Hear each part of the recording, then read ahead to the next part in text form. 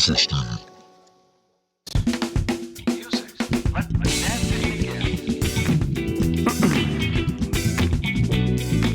Good to be back. My favorite song. There it is again. Boop-bop-a-doo. Dispatches from Planet Funk. This is the Aced Out Podcast, dedicated to all whom the man tried to ace out by profiting from the soul without stopping to give props to the prophets of soul. You understood that correctly. My name is Ace Allen, aka Barack Wayne, and we're brought to you by the letter P, and we're sponsored by Pete, P-E-T-E, otherwise called People for the Ethical Treatment of Ear Holes. Everybody around me is Funkonaut Fam affiliated, y'all. Because funk is just fun with a K. That's why they call it funky. What do you think about that, Jay? You know it. Good to see you, man. Yes, sir. The last time I saw you, I've been in the ER, the emergency room, twice since then. That's nuts. I've had hell of a time. So like the last time I went to the emergency room, turns out I had an umbilical hernia. Umbilical hernia? Yeah, right above my belly button. It's like a little ball, like a tennis ball in there. And it just did not feel good. You said tennis ball? Like a tennis ball, yeah, right above my belly button. And I moved to this new apartment in Pacifica because I needed to move there for my asthma. More on that later. I've had problems with that too. And it's kind of janky. I got locked out of my new apartment. Like the lock didn't work and I couldn't get in. I really needed to get in because I needed to do some work. Get in the house and shit. You lived there. Yeah, and I had my hernia, you remember. And so I had to hop over the balcony around the back. And how tall is it? It's not that tall, but it's a bit of a hop. It's a little bit of Barack Wayne, action flick kind of action. And, I'm not like an action flick kind of guy, as we all know. Word. And I had to hop over the balcony. I had my hernia. And it really messed it up. Anyway, I did get surgery last week. Wow. I'm recovering still. My stomach's all Jimi Hendrix-like, all purple. It is healing. I can sit now, okay, before I could just stand and lay down. Okay. But I'm doing a lot better. You're a trooper, man. I am a trooper, because I tell you what, when we were doing the chocolate episode, our last episode, episode 27, y'all check it out, Chocolate from Graham Central Station. My cousin. Your cousin. When we were doing that, remember, I had a lot of asthma problems. I was taking prednisone, the steroid, and it had me all jacked up. I was trying to play music, and it was really uncomfortable, that episode. Although it was a great episode, I had a hard time doing it. No doubt. And I was wondering what was wrong, and as soon as my prednisone wore out, my lungs just like filled up again. With what? I don't know, just phlegm, just like the pollen in the air in the East Bay where I was living over by Lake Merritt. And so I had to go to the ER for that. And I had to flush you out. Well, they gave me antibiotics because I had an acute infection in my lungs. I had a lung infection, not COVID, but I had a lung infection. Poor me, you know what I'm saying? Oh my God.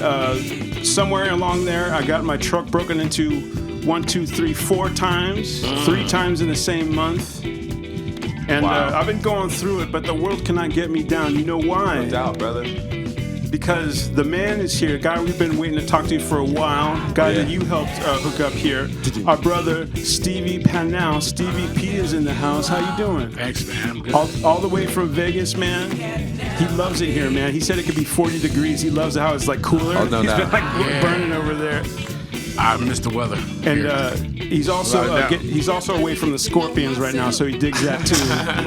And we've been hanging out. He's a cool brother to hang out with. Yes, sir. I've been chopping up with him, picking him up at Elsa Brandy, where his sister lives. And he's real good people, man. And we're gonna have a great episode. Let me tell you about Stevie P. Go ahead. So, Parliament Funkadelic was this man's like big brother program, and he was like raised with this shit.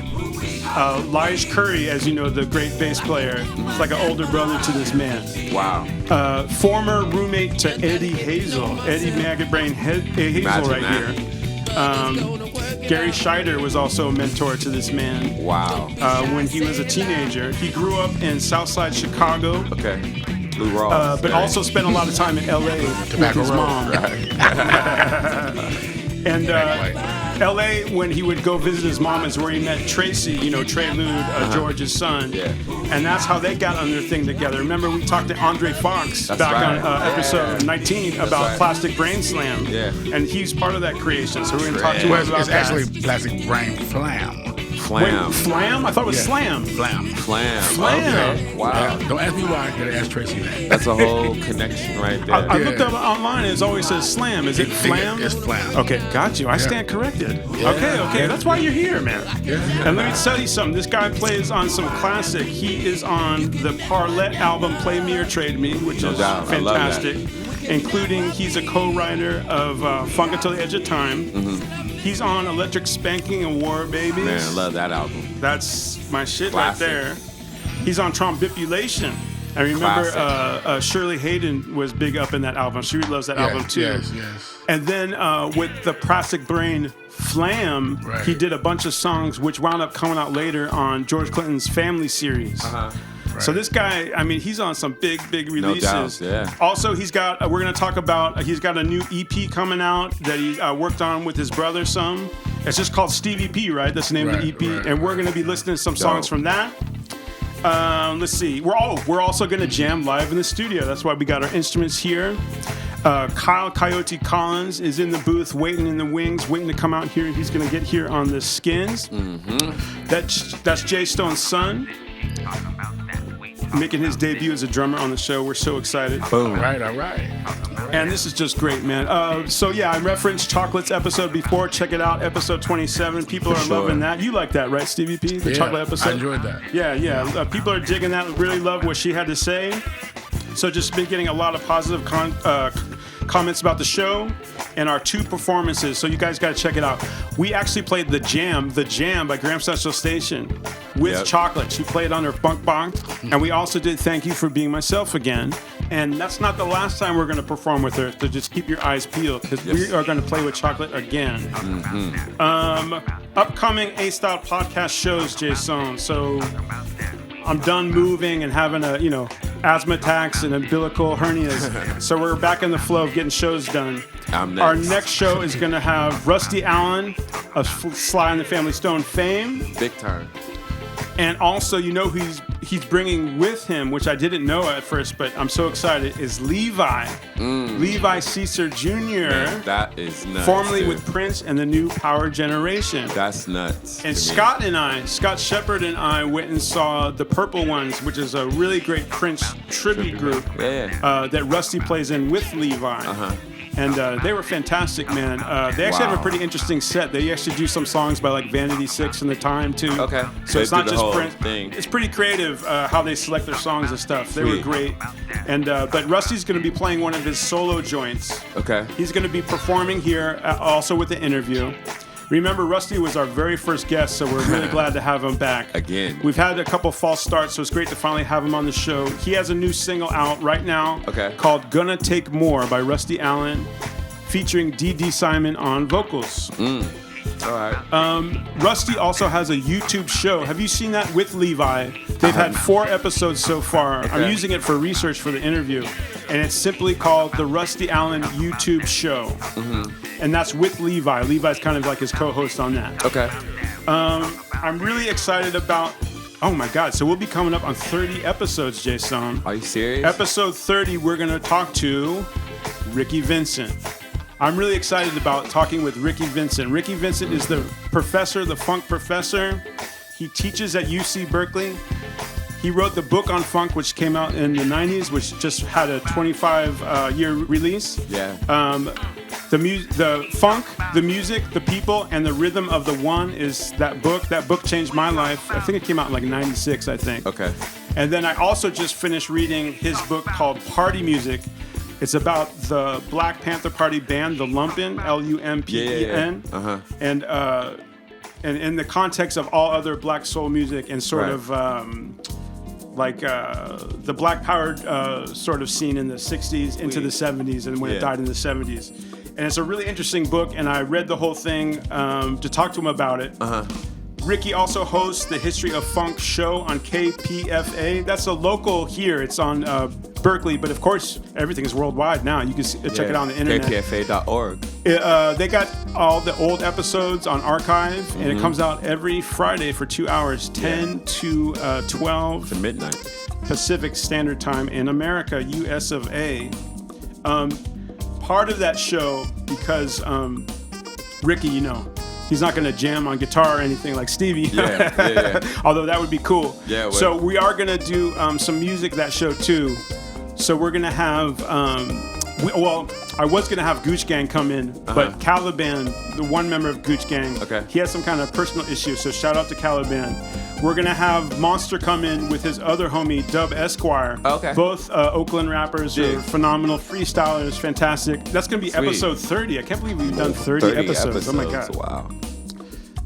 One thing that was really cool that you found for us, Jay Stone, and I wanted to shout out to the YouTube channel Real Reality Gossip. Oh yeah. And they officially used us as a source. They cited us as a source for a little episode they did called MC Hammer Wasn't Paying His Dancers. Right. It was kind of like gossip about MC Hammer didn't used to pay his dancers. Right. And remember, we talked to Sweet LD. With LD. From Oaktown 357. That's right. And she talked to us about that. We talked to her. She went into all that. Yeah. She was in all the classic MC Hammer videos and also had her own group. And they didn't really get paid. And she talked to us about that. Anyway, shout out to Real Reality Gossip because they cited us. They said Aced Out Podcast said. LD told Aced Out Podcast she and Terrible T had to regroup. LD told Aced Out Podcast, we created something and shared it with everybody in the world. And today, they still look at us as someone who changed the dynamic for women in hip-hop. So thank you. I appreciate that. It's a dream come true. I promised I wasn't going to cry. All right. I'm going to get it together. I want to do one more shout out because if I don't say it, maybe nobody will say it. I want to shout out, it's this musical artist called The Soul of John Black. Yeah. But it's John Bingham from the group Fishbone. Guitar player. Yeah, he hasn't been in the group Fishbone for a long time, maybe like 20 years. Although he did rejoin your brother and I, we saw him perform with George in Atlanta, but he quit again, like real quickly. Yeah. Anyway, blah, blah, blah. He has this group called Soul of John Black because I really like him, man. I think he's underrated. He wasn't even featured in the Fishbone documentary, what I thought was Criminal. And I got my Fishbone shirt on today. So I want to shout out John Bingham.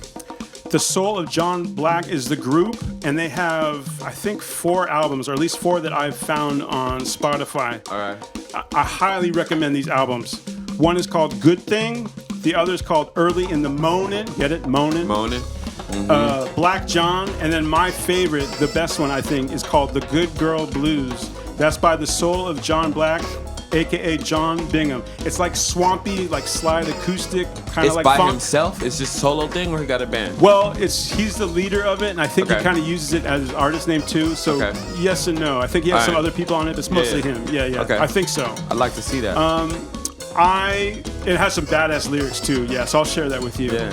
I wrote him an email just begging him to come on the show. Come on, man. And we still extend that invitation. Nobody interviews him. Nobody talks to him. And we would like to talk to him. Come on. And I don't know if he's going to answer, but we still give out that invitation. He's a great songwriter, man.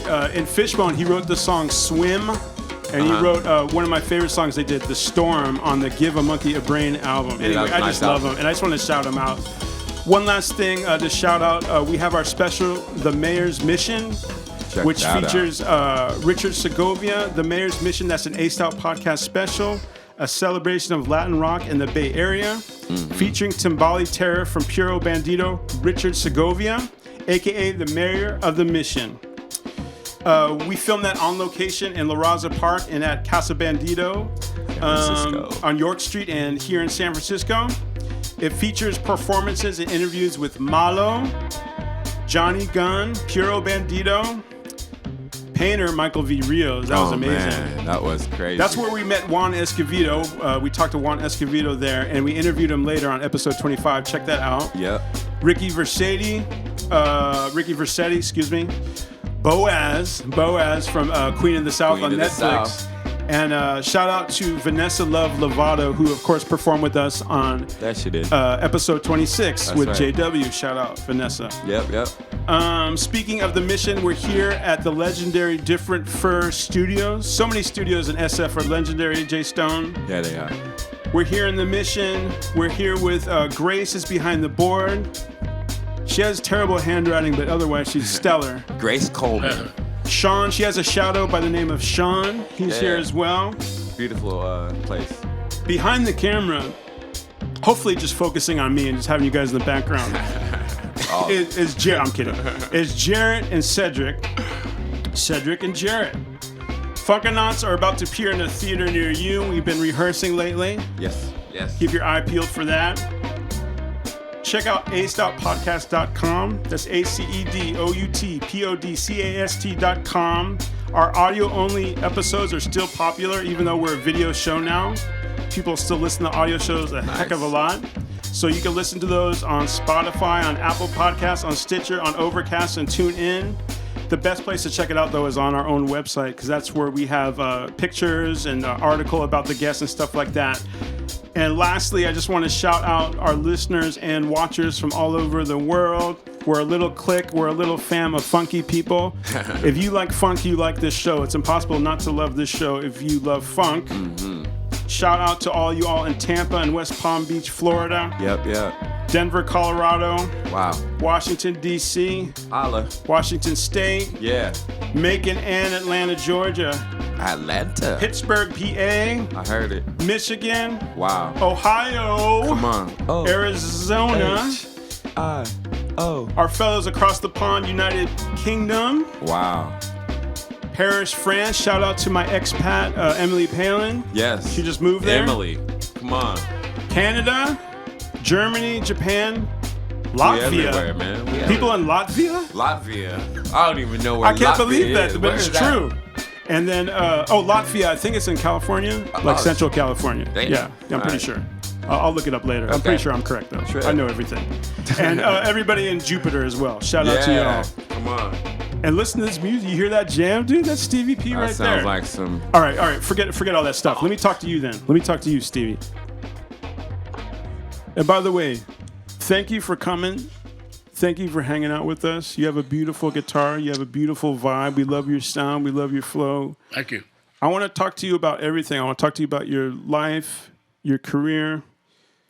First, let me just dip my toe in something that really interests me and try to unpack it for people, because I want people to know what this is like. So we've interviewed a lot of people from the P-Funk camp.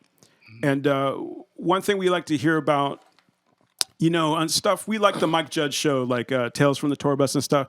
But that stuff's just all about drugs and partying and doing all that stuff. And we know what that's like. We like to talk about the music and how it's made and stuff like that. Right. So I know that you played bass on Funk Until the Edge of Time. Right. Off the Play Me or Trade Me album by Parlet. So first of all, how old were you when you did that? Wow. I think we did that in 1980. So I was 20. Oh my God. I think I was 21 when it came out. And you said that was not at United Sound, but Superdisc. Yeah, that was recorded at Superdisc. Okay, so let me so usually, on podcasts, people ask you that, oh, you played on that. Oh, that's cool, man. And then they kind of move on. I really want to get down into that. So okay, so 1980s. So that's a different time, first of all, for P-Funk. So they've already had like a whole decade. They've gone to the mothership. They've Aqua Boogie. Right. And now it's 1980. So how do you come into the camp, first of all? Is it through Tracy, or were you hanging around anyway? I mean, that goes way back because, I have to go back to, when my mom lived in L.A. and all that kind of stuff. And, one of her good friends, which is like an aunt to me, she's passed, but her name was Debbie Edwards. She used to go with Glenn Goins. Debbie Edwards, she was Glenn Goins' girlfriend, right? Your friend of your mom? One of them, or whatever you want to call it. Okay. But associates. Yeah, but it was a lot of cats from P-Funk coming by all the time, and me and my baby brother was. In Los Angeles? Yeah, because my mom had moved to L.A. back in the 70s, And we used to go back and forth from Chicago, back to L.A. Mm-hmm. So you know, they were always coming by and stuff like that, you know. And I was already into music, so, you know. So what's the journey from then, though? People coming by, sure they come by, but like, then how do you get put on? Well, I mean, it was just a long thing that just happened, I guess, you know. Eventually I met Tracy, and I already knew his dad, you know, because I was a kid. I already knew his dad. And you knew George before? Yeah, because I met him through Debbie. I met George through Debbie, you know. Because actually my brother was supposed to draw the album cover for Dr. Funkenstein. True. Yeah, Well, we're getting all kinds of information Yeah, here. yeah, So I mean- why? So your brother, which brother? my younger one. Your younger the one- brother? Chris, the one that he plays. But wait, how old would he be at that time? He was really little. He was young. He was a little boy, right? Yeah. So how would he get that opportunity? That's so cool. Well, you know, George had just said to him, you know, see what you can come up with about a Dr. Funkenstein character. So it wasn't like he was supposed to draw the album cover, but Concept. you know, he just threw it out there to him. So would it be like they come over and your mom be like, oh yeah, well, Stevie played the guitar, George, or something like this, and get your I'm trying to guitar, figure boy, this get your out. guitar. How you doing? Actually, George really never came by the house. Uh-huh. It was just like maybe Glenn, Gary stayed with us But would for a she little be while. selling it like that to them? How would that work? No. It wasn't nothing like that. No, it was just, you know, we went in the studio one time and George knew my brother Drew. Yeah. He could draw and stuff. Okay. And he just said that to him. So, Word. you know, it wasn't like, okay, you do the album cover. It wasn't yeah, like yeah, that. yeah. It wasn't like that. But, you know. Just getting him But, inspired you know, and putting a seed all in kind of him. musicians were coming through and stuff like that. You know, a lot of my mom's friends, you know, were going with different musicians and stuff like that. Mm-hmm. You know, and, you know, it was just, I was already into music, so that was just cool to me. Yeah. You know, that just being around them. And were stuff you like strictly a bassist at the time? that. At that time? Yeah, definitely, without a doubt. Were you doing a studio jam to make Play Me or Trade Me, or how did the I'm sorry, Funk Until the Edge of Time? I'm saying the album name. Sorry. Did you do a jam and then that was turned into a song? Like, I'm really trying to figure out how that song was built. Actually, I wrote that song in my grandmother's basement. Okay. And then I took it to Detroit, and then I showed it to George. I mean, I told him I had a track with that, and he said, "Okay, we'll go ahead and do a demo of it." So we did it on a reel-to-reel first. And you know, one of the Ali brothers, Jerome Ali, plays guitar with. He played guitar on it and stuff like that, and we showed it to let Georgia hear it, and he said, "Go ahead and cut it for real." So we went Superdisc and cut it, and that was it. I mean, got on the album. Wow. And then how did you feel it? So it sounds like you like kind of campaigned for the song. Like you say, I got this song, I really like it. Nah, I didn't do that. I just, I told him I had something, and you know, he was just like, "Go ahead and do it." You know, pretty much. We did we cut it on the reel first, on the reel-to-reel first. On the 8-track then? Yeah. Uh-huh. And then, you know, he heard it, and then he was like, "Go ahead and cut it for real." For real. And Jeanette Washington Perkins helped me with, you know, the vocals on it, the lyrics. And Ron Dunbar produced it and helped with the lyrics. Dunbar, wow. Yeah. You know, we went Superdisc and we cut it, and you know, and made the album, you know. And then Fred Wesley, he arranged the horns and did the horns on it. Right. It's such a great horn. Horny Horns too. did the horns on that. You must have loved that. Yeah, I mean, being almost like a teenager and you got the Horny Horns playing on your stuff, so I felt pretty good. I bet. You must have been jacked, man. I mean, I felt good. Yeah. I felt good. At that time, I felt pretty good. Yeah. What was going on in your mind at that time? Was that the very first thing you did for P-Funk? No, I mean, we were working on the Treadle stuff, and you know, just being there got me on that. You know, just being around all that stuff. You know, because we would go to the studio, and you know, and George would be recording something that's like that. You like, come on in here, you know, and just get on the vocals or whatever. You know, you just get on the song. Right. You know, so it just happened like that. It wasn't planned. Like you come, nothing like that. Right. Everybody would just, like, it's a session going over there. You just show up and, you know, you get on the track, just singing background vocals or whatever. Right. You know. Did you get paid at all for Funk Until the Edge of Time? Yeah. Great. Yeah. That's good, man. I ain't gonna get deep into that. Yeah. I know. No, I'm just curious. I'm curious about how all this works because it's so fascinating. It's so cool. And like, because it actually made the greatest hits, what you would have called the best of Parlet. Yeah. You got it's on that too. reissued or something like that. So, so that was pretty good. That's when the money started coming in around. Nice. That is so cool, man. Blessing. It sounds like It's almost hard to imagine nowadays. Like, it sounds like such an open scene because P-Funk was so big at the time, yet they sound like so open to working with the younger generation. It was like a revolving door, you know. That's that pretty much, you know.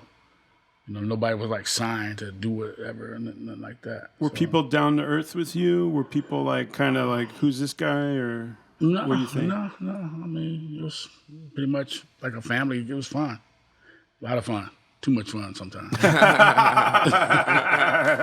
We talked about that before. And you were 20 at that time, huh? Yeah, like, yeah, definitely. It was like right after Knee Deep. You know, that's when, we kind of came on the scene like that with Tracy and the Trade Loop thing like we were doing. And Gary Shider actually produced that album. Right. Yeah. Beautiful. Yeah. What was it like? I know you told me before he was kind of like a mentor to you. What was it like working with Gary? What was he like? He was just great at what he did. He was a hell of a producer to me.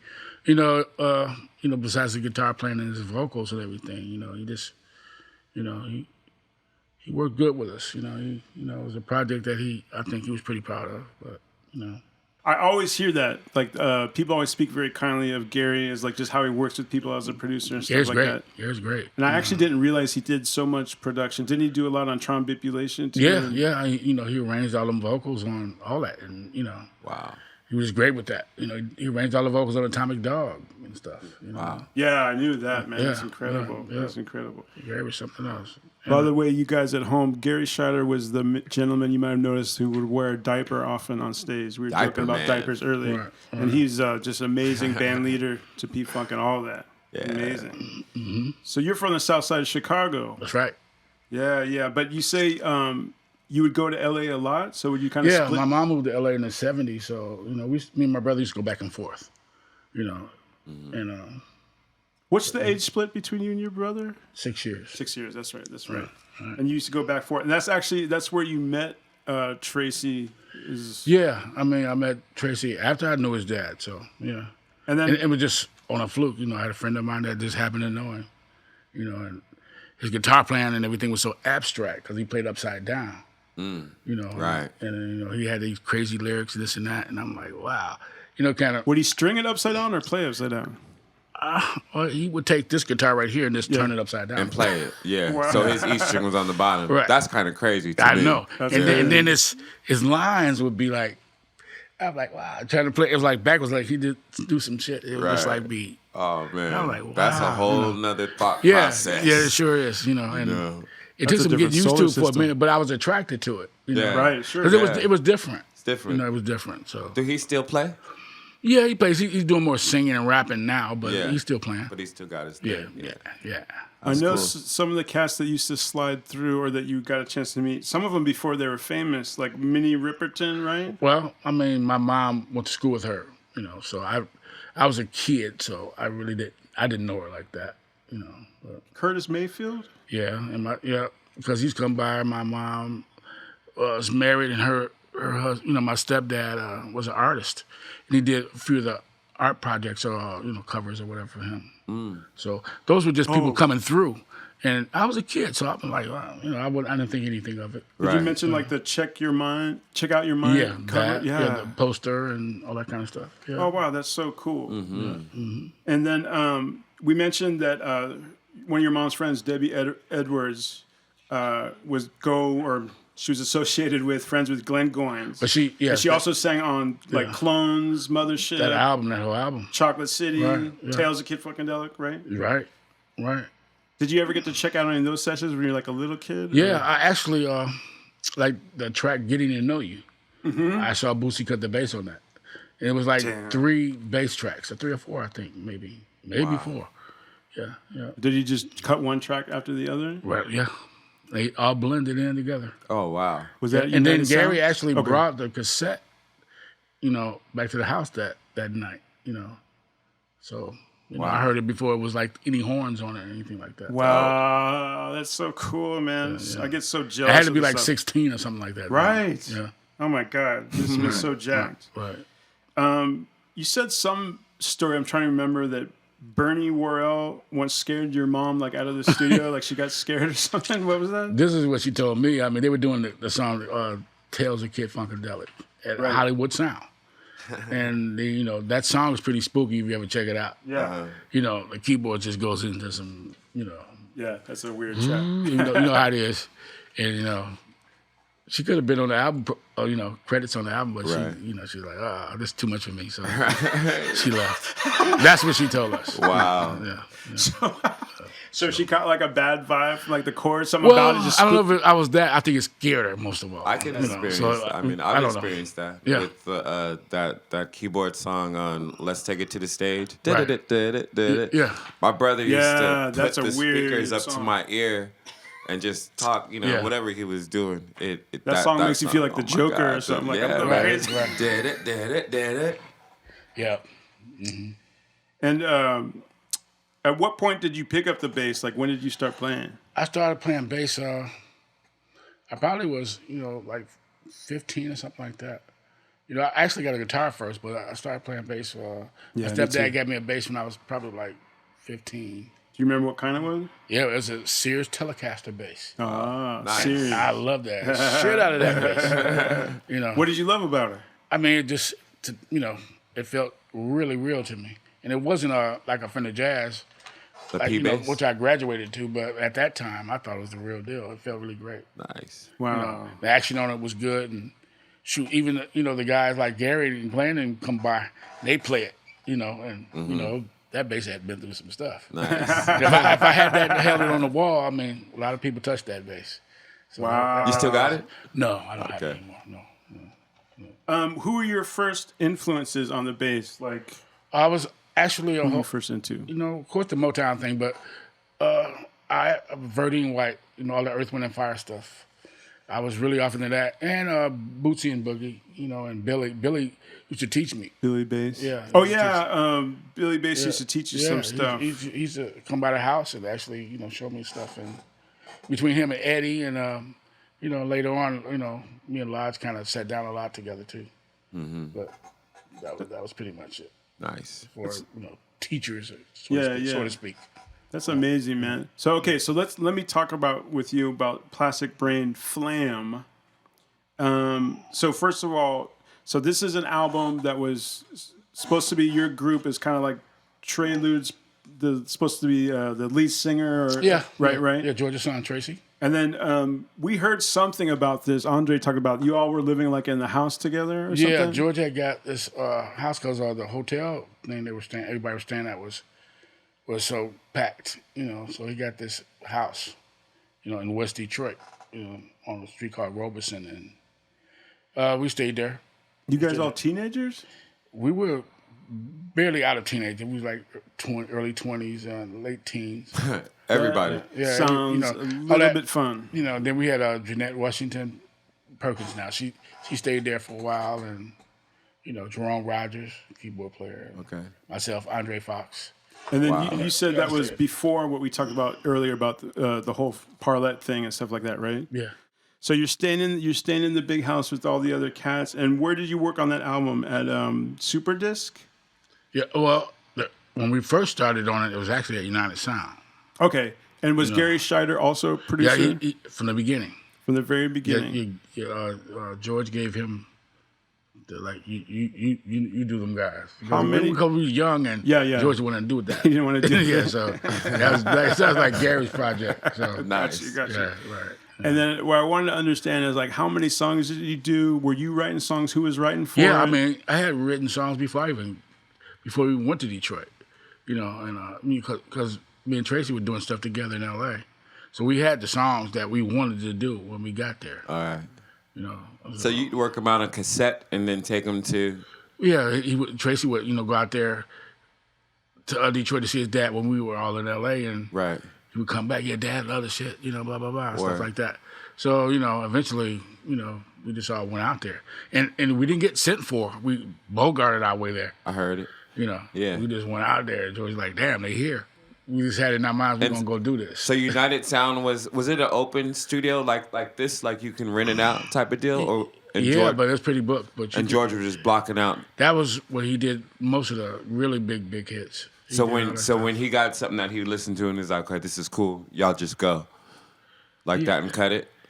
Yeah, I mean, yeah, if time permitted, we would do stuff over there. Right. Pretty much and stuff, Later on, we started doing stuff at Superdisc. Okay.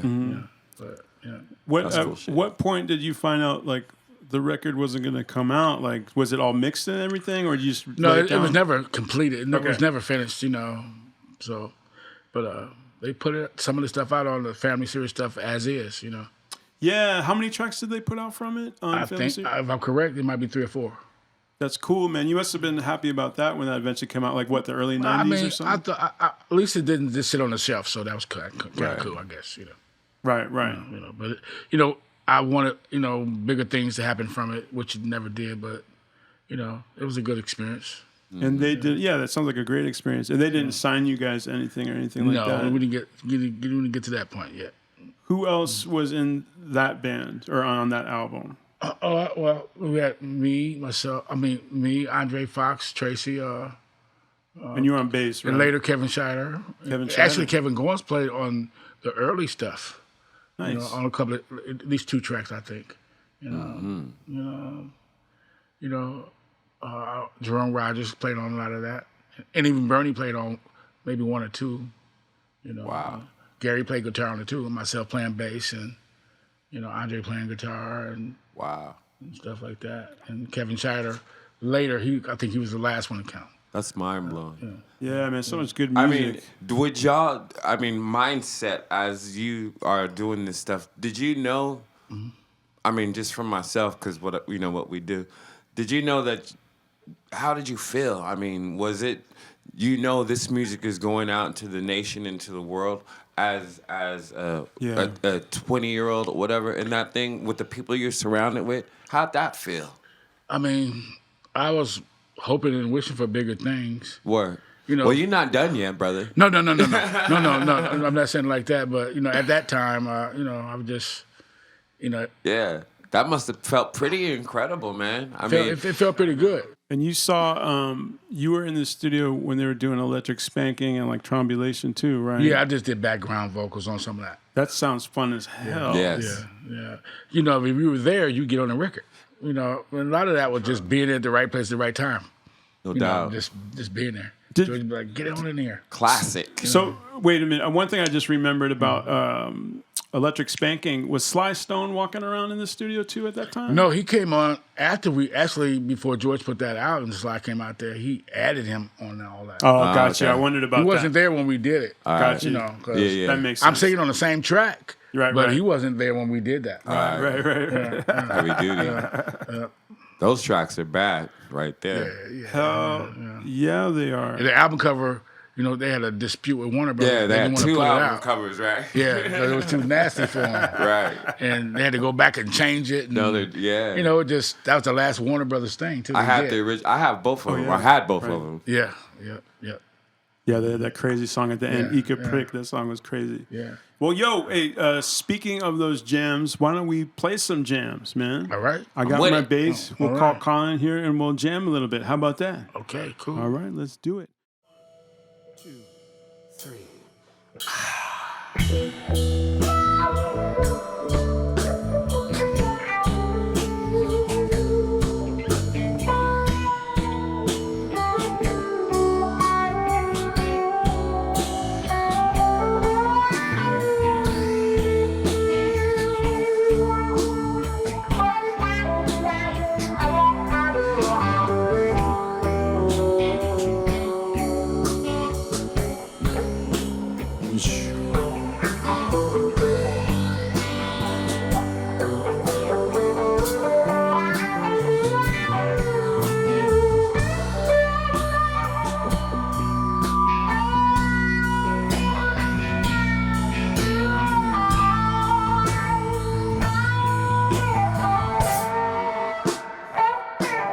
I'll stay.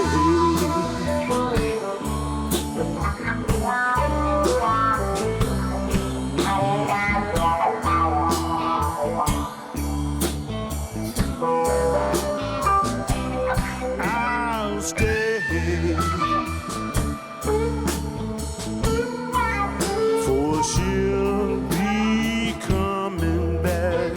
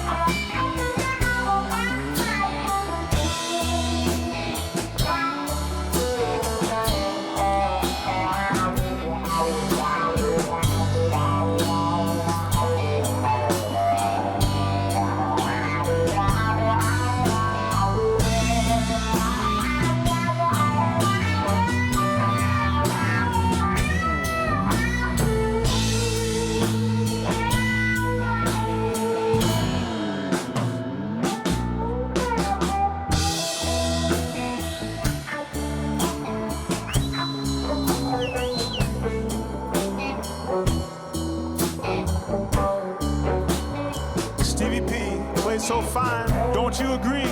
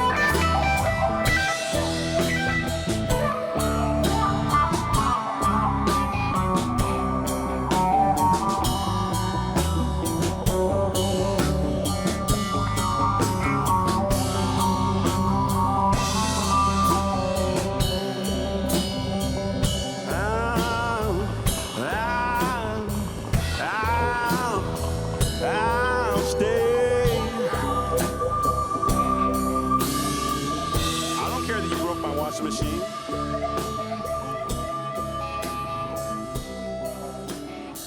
Or threw out my good washcloth. That's a good washcloth. Right here, Kyle. All right, man, and that felt good. It feels good to jam. Speaking of jamming, I want to ask you about. You were correcting me before, so it wasn't you were a roommate with Eddie Hazel, but you did stay or live with him at some point, right? Well, in 79 or so? Yeah, my mom's friend, her name was Dewan Blodgett. She was, Eddie's girlfriend. Mm-hmm. I like to say one of them because it's probably a bunch. But my mom was real close with her, and I stayed with them for a little while. Yeah, so. That must have been... And I got real close with him, and... You did get close with him? Yeah, he showed me a whole lot What was he like, man? Really, he was easygoing, crazy as hell, but he was easygoing, and he didn't have the star vibe on him like I'm Eddie Hazel. He was more of an adult to you, like a father figure. Yeah, like a big brother, so to speak. Something like how that. many years difference? If he was your mom's, he's like 10 years older than me because I think I'm 1960 and he's 1950. Okay. So Yeah. Word. All right. Yeah. Perspective. So y'all know. Yeah. That must have been a kind of a rich experience brushing off I was on probably that. closer to him than anybody in the whole P-Funk thing. That's dope. Yeah. Why do you think that was? What was it about Well, because him? I spent a lot of time with him. Mm-hmm. You was over there. Yeah, and then, we spent time here in the Bay Area. We spent time in... Damn. Because Dewan is from here. That's right. You were telling me you and Eddie Hazel went to the Oakland Hills to whose house? My friend Andre Hernandez used to be the road engineer for the Whispers. Oh yeah, and he said he met Rusty Allen there, back in the day. I did. And Eddie was there. Me and Eddie was there at the same time. And I had to be like 16 or 17. This was in the East Oakland Hills. Yes, right, exactly. Right. This is for us. And actually, the house was like Park, the house he had zoo. was like on stilts, And I used to like long steps going up like that. Yeah, big time. The Oakland Hills is no joke. It's really beautiful over there. Yes, it is. Yeah, yes, it's different from the flatlands. Right. I didn't know that. I didn't realize that Eddie hung out in the Bay like that too. Yeah, mainly because of Dewan. Oh, wow. Mainly because of that. Did you get into guitar because of Eddie, kind of? Instead of the bass? I always wanted to play guitar, but, I was a bass player. But, just, how you're playing with a band and you put your instruments down and everybody kind of switches up. Yeah. At halftime. Right. So to speak, to go get, the bass player to go get on the drums, the guitar player to go get on the bass, and blah, blah, blah, blah. Yeah. It kind of like that. So, then my brother, plays guitar and we both play bass too. So, it was always a guitar bass laying around. So yeah. just kind of start playing it. Kind of, so to speak. Is there any particular musical lesson you might have learned from Eddie that you remember? A lesson? General philosophy? It would be times that we would play stuff and, on the guitar, I'd be playing it right here. He's like, why are you playing it? Why are you doing it that? And this note is right here. You down all the way down here and, everything's right here. So he would tell me, like, perspective. Yeah, I'm like, I'd go the long route playing a note, and then he would be like, it's right ergonomic. Here. Yeah. You don't have to move so far. Yeah, just little things like that. He would show me. It'd be the same feel I was playing. He loved the feel I was doing. Yeah. But he was like, everything's right in this rim. No, you ain't got to go all the way down here. Totally. Wow. So Yeah. a lot of that kind of stuff he would get on me about. That's excellent. How long did that period last? Do you remember? When it was off and on for some years. Do you remember where it wasn't just a period, just off and on for a few years, some years. Did you know that he was sick, like early, or did he? No. I mean, no, I didn't know that till later on. Didn't know that till later on. Yeah, no. Did he know? Because back then, in the '70s, when I met him, when I was a kid, he wasn't sick. He was fine. Yeah, right. That happened later on in the '90s. Right. Mm-hmm. Do you remember where you were, what you were doing when you found out that he passed? Actually, I was in Hayward, California, and I found out in Hayward when he passed. Wow. That kind of was he trying to hide it? You think? No, I don't think he was trying to hide it.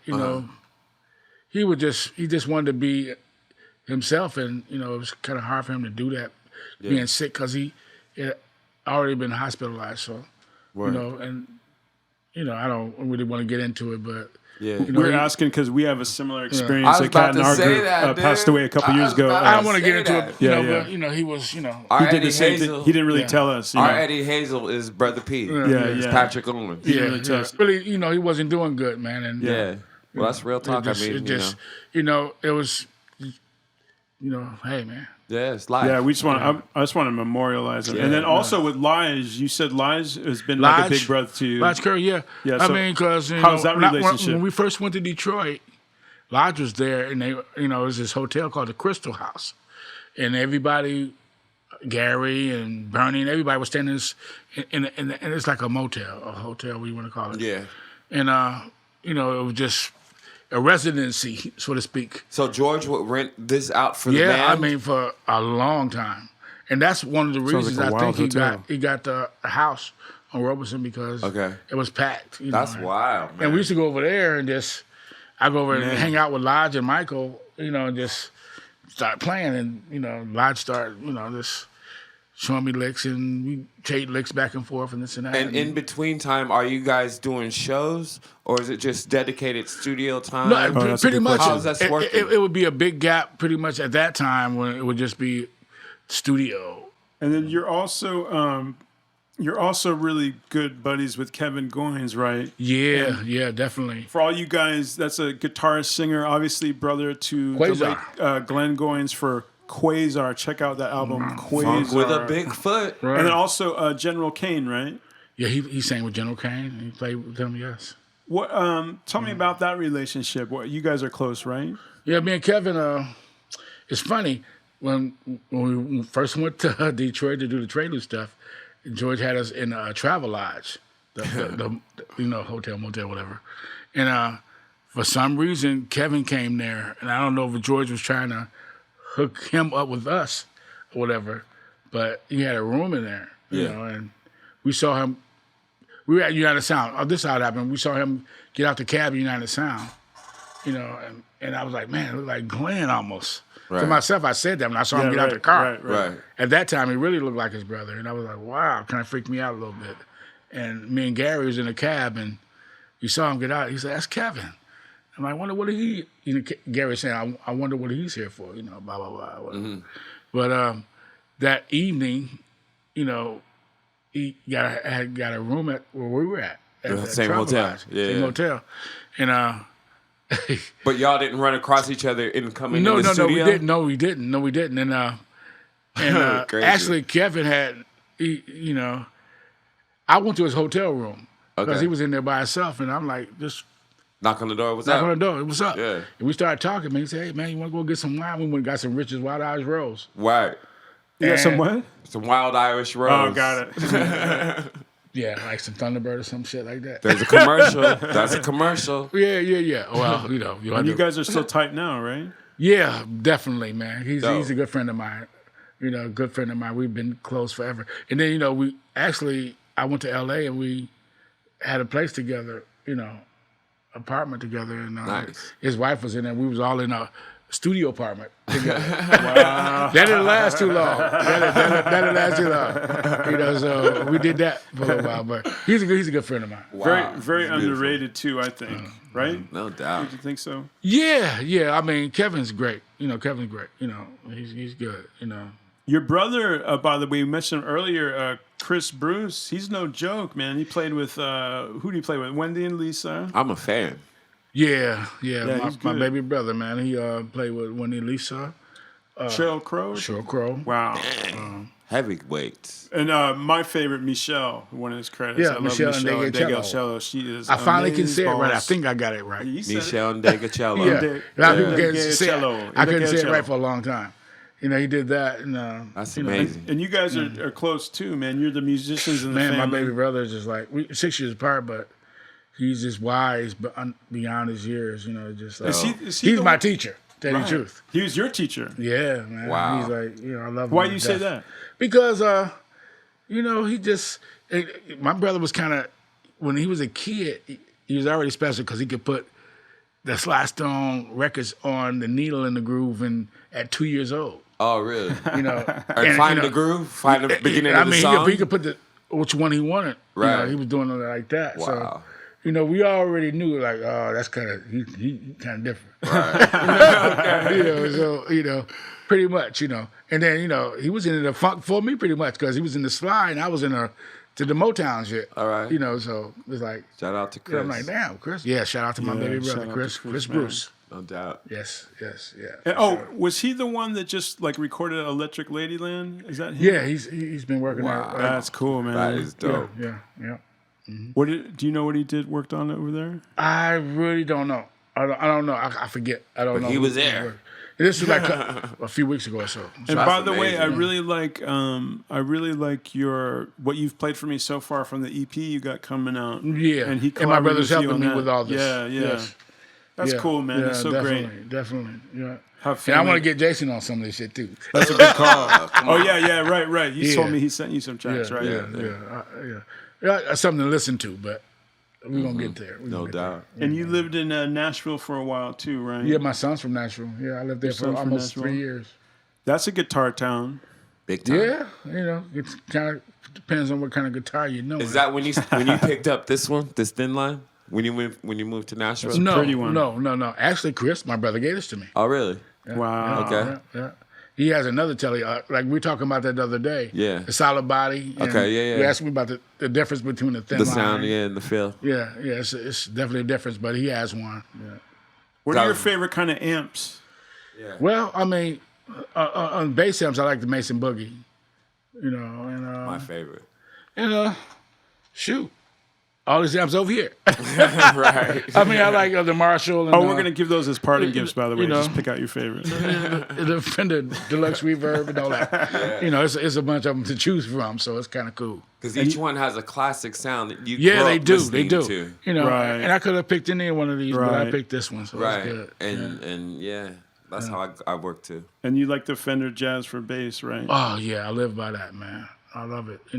I play a lot of basses, but you can't go wrong with the jazz, man. And that's the ultimate funk bass to me. Right.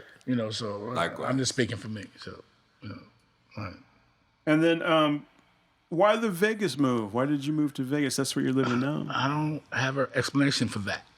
You don't? Not really. I have family. You just wake up and find yourself No, there? I have family there. You know, I have uncles and aunts and stuff there. You know, they moved there back in the 80s, and I kind of went there and ended up staying. You know, I think I'm in like a musical mood, so I think I want to get into playing some music again. Just before we leave, I want to make sure, I want to plug one more time. It's going to be coming out soon. I don't know if you know when it's coming out, but he's got the EP, No, Stevie P. What do you think? It'll be soon. I can't give you an exact date, but it's going to be soon. You have a Facebook or anything like that? People can follow you on? Stevie Pannell. Yeah. That's it. And that's with 2 N's and 2 L's. Instagram, Stevie Pannell. I mean, Pannell Stevie on Instagram. Right on, man. Yeah, we'll document all that. Is there, so you have a lot of experience and stuff, and you have a lot of perspective, and we've been talking about this a lot already on like the ride back and forth from the studio. Is there anything like you learned over the years or advice you could give to like younger cats about just like, I don't know, music business, playing in a band? Well, I mean, like you said, business. I mean, what I didn't pay attention to growing up, you know, because we were having too much fun. Like, it's like 10% music and the rest is business. Right. So that's where... That's the equation? That's the equation. So Get your business down. Get your business down because it's a bunch of people that can play. Right. You know, you gotta do that. You got to do that. So you heard it. Get your business down. Yeah, you know, it's like 80% business, and the rest is music. 20% live. Yeah. Right, man. Right. Let me. You know what? I just realized too. We should probably mention. Jay, can you speak on? Remember when we were rehearsing yesterday? Right. You were just talking about his like guitar style. Oh, Can we expand on that? So we're just talking about. Well, it's for me, it's like growing up and like listening to Eddie Hazel and, you know, the whole guitar armada from P-Funk. Yeah. There's a certain thing they do. Armada. Where it might be from inspiration from Curtis Mayfield or Jimi Hendrix or something, but it's like, I don't know, with the reverb and the wah-wah and the combination of the two and the nuance of the strike of the strings. And that tone. I fell in love with that, you know. And if you can describe it like that, then you can eventually achieve it. Is what I'm gravitating to. That's why I keep asking them about it every fucking 5 minutes, even when I get them outside. Yeah, right. But it's really important because you don't hear that in music today. You know, it's somebody pressing a button where there's trap music or some hip hop, but the writing aspect of music and timeless progressions isn't there anymore. It's a loop, and that loop is a dead end to nothing. You know, it's not making your mind transcend or whatever. It's just keeping you in one spot. And it's a trap music. You know what I'm saying? Yeah. That title's something else, isn't it? Yeah, man. I'm like, and that's why I don't like to give music, like titles. Like, what kind of music do you like? This and that. Right. I'm like, if it sounds good to me, I like it. Right. We were talking about that earlier. Right, we talked about that earlier. Yeah. You know, it's like, oh man, trap. And we're even talking about like, you know, I could appreciate like somebody like Stanley Clarke. On the bass, but that's not my favorite player. Like I'm just not. That's not my. Right. I like Cool from Cool and the Gang. Somebody like that is just locking me like something. Have a nice groove, fat sound, being there with the drummer. Right. Those underrated. Something you can feel. Yeah, something you can feel. Right. And we can feel you, my brother, all the way going back until the edge of time from Play Me or Trade Me. Yes, it's been so great having you here. Let's have one more jam before we head on back. What do you say, Stevie P? Let's do it, man. And then we'll let you take home one of these amplifiers as a prize. Oh, man. Great. That's the prize. Okay, cool. I'm kidding. Right. Anyway, man, it's been great having you, my brother. Grace, where am I in the mix? I'm going to turn my bass up a little bit. Top 3. Should be like on Knob 3. Wait a minute, you mean the knob that's laid the bass? That's where the bass is? That's a little on the nose, though. I like more subtlety. No. All right. That was stupid. Okay, let's do it, man. You started, Kyle. That was good. All right. Yeah, good job, man. Yeah, man. That was hella good. That's my boy!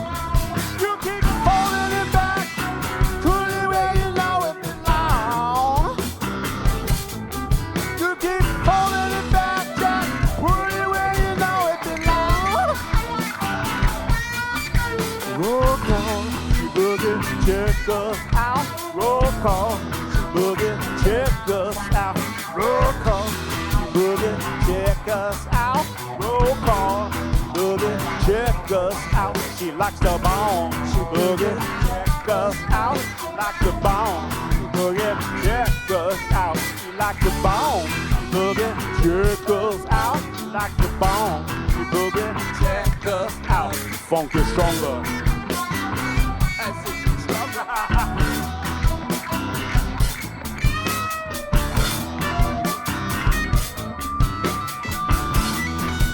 Just a silly bit of breather longer. Funk is stronger.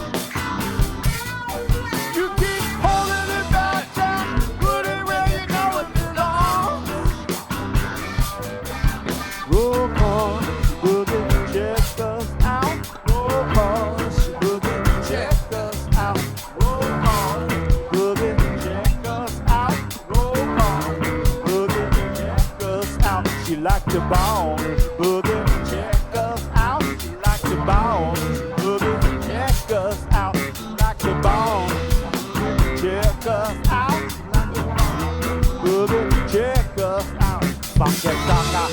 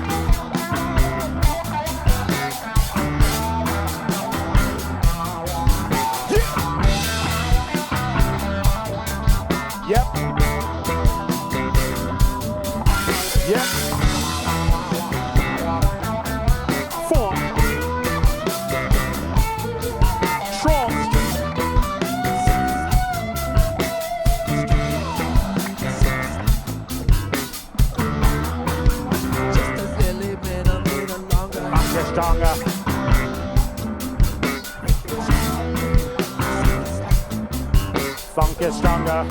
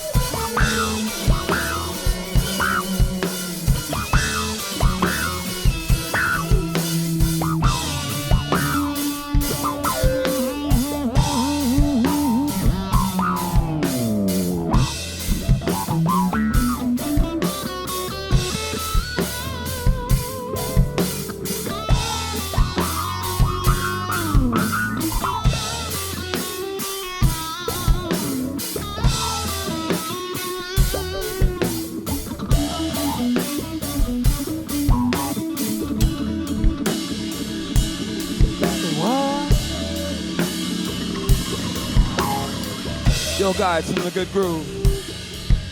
Again, the brothers from Planet Funk and brought us here to unlock the negative vibrations that subdue the Earth's consciousness. You can say that again, brother. The negative vibrations that subdue the Earth's consciousness.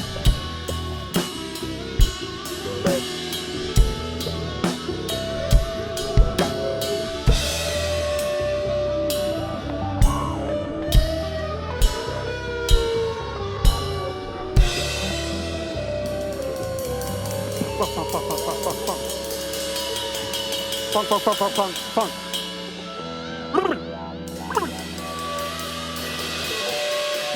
Silly millimeter longer.